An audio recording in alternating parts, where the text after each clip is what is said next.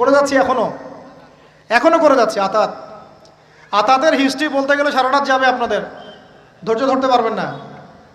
এই 1917-18 সালের দিকেও এই নাজদিরা 1917-18 সালের দিকেও নাজদিরা এই ব্রিটেনের সাথে আতাত করে তুর্কিদের নিয়োজিত যে ইয়ারা ছিল, শাসকরা ছিল, তাদের বিরুদ্ধে বিদ্রোহ করে আরব রাষ্ট্র কায়েম করেছে।